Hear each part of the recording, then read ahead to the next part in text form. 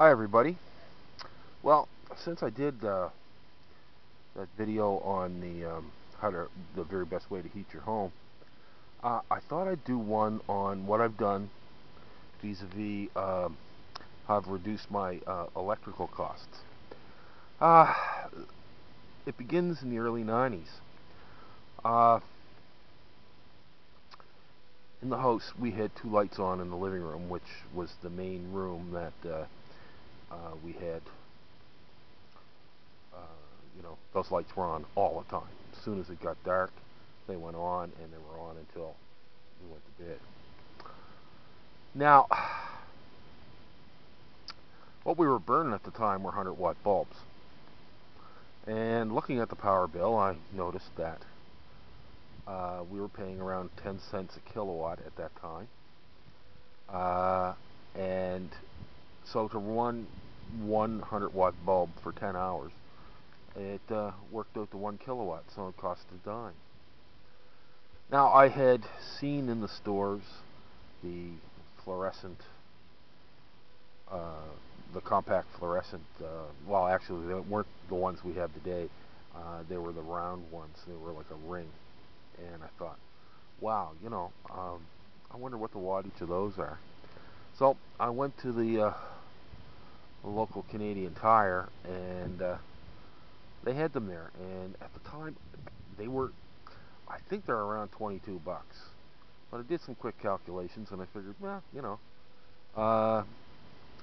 they should pay for themselves, and they last a long time. And in fact, they lasted about 7-8 years. But so I bought two, brought them home, and you could immediately see the reduction in the electricity. Now, as would have it, it wasn't long afterwards, the Power Corporation raised our rates, and it wiped out the reduction, but it was still cheaper than if I was running the 100-watt bulbs. I didn't put them in the other rooms at the time simply because I figured, well, we don't use them that often, and for a bedroom light to get up to a kilowatt, it takes you don't have the bedroom lights on all that long. So anyway, later on, as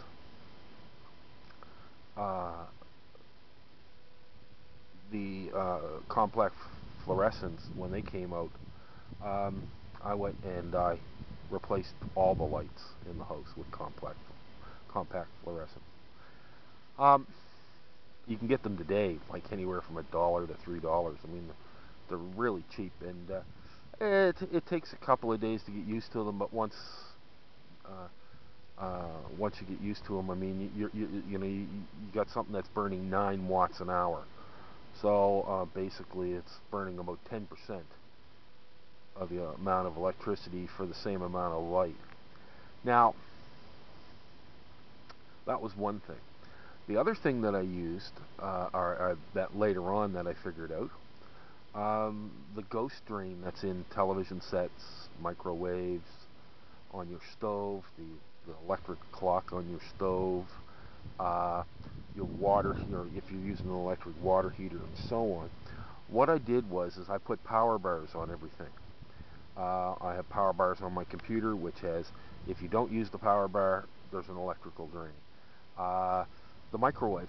This is interesting. This is really interesting. That the clock on the microwave uses more electricity in the run of a year than it does to use it for cooking. At first, I didn't believe it, but when you think about it, if you got a 1500-watt microwave, that means it uses 1500 watts an hour. But most of the time, people use a microwave 30 seconds, 50 seconds, 2 minutes, 3 minutes in the run of a day, maybe 5 minutes in the run of a day. So it takes a long time for you to burn a lot of electricity with the microwave oven, but that clock is running anywhere from 4 to 8 watts an hour. It's on for 24 hours. It's before you know it, it's costing you more than your what you're using it for cooking. The power bar, same way with the television set. I forget what it is. It's running a TV is, when it's turned off, is running something like 30 watts an hour.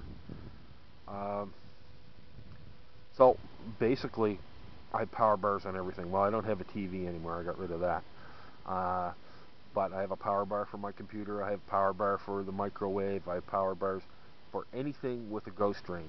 On the stove, I had a switch put in that I can turn the electricity off to the stove. I don't need the clock, so. And the only inconvenience of that, sometimes you'll turn on the burner and you'll have forgotten to, and you're waiting for the pan to get hot, and you go, oh damn, and you gotta flick it on. But it's no big deal. The water heater, I had a switch put in for that, so that I can turn the water heater off after supper. There's always enough water in there for a shower, to do the dishes, so on and so forth.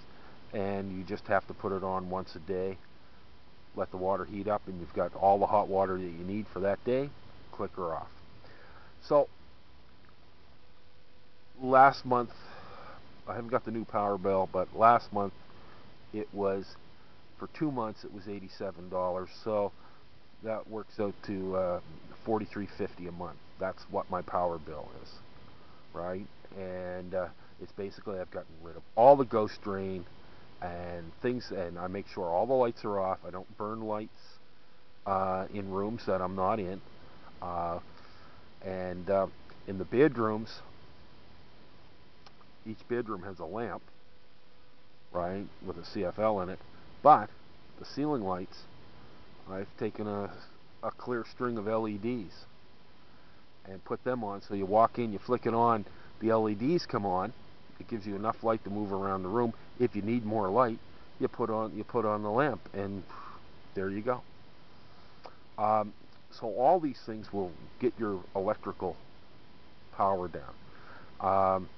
If you got a big screen TV, well, they use an awful lot of power.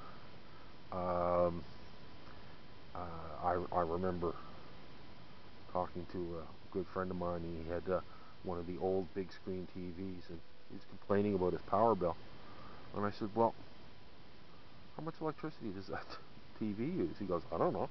So we pulled it out, and it was burning 400 watts an hour. And I said, well, there's your problem.